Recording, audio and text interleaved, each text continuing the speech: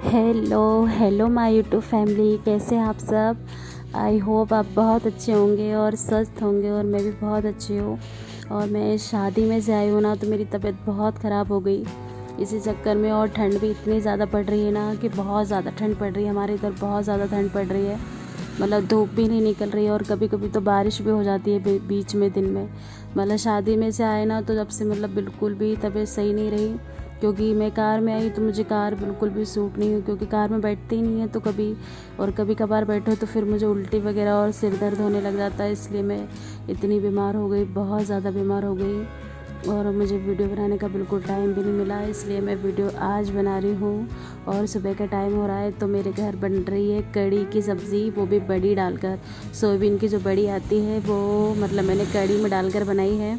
मतलब हम लोग गांव गए थे, हम लोग वहीं से मट्ठा वगैरह लेकर आ गए थे, क्योंकि गांव में तो बहुत सारा मट्ठा एक मिल जाता है। मतलब वहाँ पे हम लोग अमरूद वगैरह लेकर आए और मक्के का आटा, बहुत सारी चीज़ें मतलब गांव से हम लोग ले। और मट्ठा मतलब मट्ठा तो हर घर में होता है, मतलब वहाँ पे मट्ठा वगैरह तो मैं घर से ही वही गांव से ही मट्ठा लेकर आई थी। मतलब बहुत सारा मट्ठा लेकर आई थी, कुछ मेरे नंद को दे दिया, कुछ मतलब और मतलब अगल बगल में सबको बांट दिया।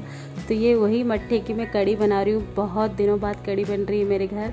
मैंने सोचा था कि मैं पकोड़े बनाकर कड़ी बनाऊंगी, लेकिन उसके पापा कहने लगे कि सोयाबीन की बड़ी की कड़ी बनाओ तो बहुत अच्छी लगती है। तो मैंने बस उसी की कड़ी बनाई। मतलब हम लोग ना शादी में गए ना, तो वहाँ पे मतलब मेरे मामा ससुर का घर है, मतलब मेरा ससुराल है, मतलब मामा ससुर का। तो वहाँ पर मैं पहली बार गई तो सबने चाय के लिए मेरे को बुलाया वहाँ पर। और वहाँ पर मतलब अमरूद वगैरह, हर घर में अमरूद का पेड़ लगा है, इतने सारे अमरूद लगे हर घर में। आंवले वगैरह हर घर में, मतलब ऐसे आंगन में पड़े रहते हैं, मतलब कोई उठाता नहीं है, कोई खाता ही नहीं है।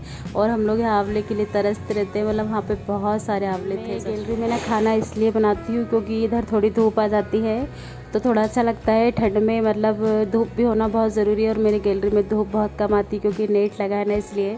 और जानबूझकर ही मतलब मैंने किचन इधर बनाया है सिर्फ कुछ महीनों के लिए, सिर्फ ये सर्दी का मौसम है तब के लिए। उसके बाद मैं कमरे में ही किचन कर लूँगी, मतलब व्यवस्था उधर ही रखूँगी। मतलब मैं हमेशा उधर ही रखती हूँ, लेकिन अभी ठंडी का मौसम है ना, इसलिए मैंने धूप के चक्कर में मैंने कहा वहीं धूप में खाना बनता रहेगा और वहीं पर खाते रहेंगे बैठे बैठे। तो बात ये है कि एक तो डस्ट बहुत आती है, मतलब नेट लगा है तब भी ना, रोड पे ही घर है तो मतलब डस्ट बहुत आती है।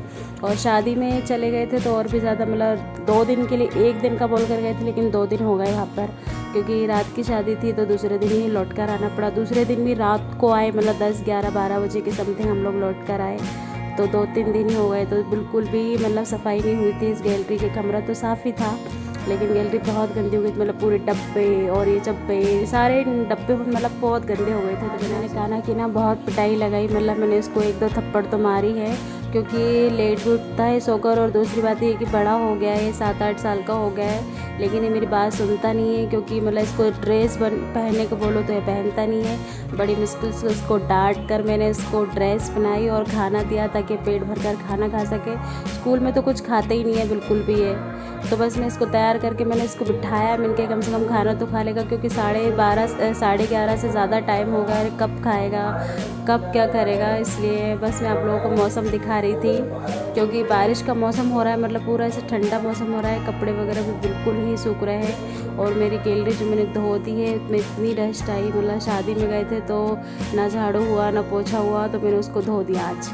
इसलिए मेरी गैलरी को मैंने पोछा तो नहीं लगाया, क्योंकि उसमें पोछा लगता भी नहीं है। मतलब थोड़ी सी क्या खुरदुरी टाइप की है, वो चिकनी कम है, मतलब वो थोड़ी इतनी ज़्यादा चिकनी नहीं है। तो मैंने उसको आज झाड़ू से ही धो दिया। पोछा भी लग जाता है, ऐसा नहीं है कि पोछा नहीं लगता है, लग जाता है पोछा भी, लेकिन मैंने पोछा नहीं लगाया। मैंने कहा डस्ट ज़्यादा थी ना, तो इस चक्कर में मैंने फिर धो दिया, क्योंकि सारे डब्बे जब्बे धुले तो पानी बहुत ज़्यादा फैल गया था। तो फिर मैंने गैलरी को धोना ही सही समझा, मैंने कहा धो दो तो ज़्यादा सही रहेगा। इसलिए मैंने उसको धो दी अच्छे से, पूरी साफ़ हो गई एकदम क्लीन।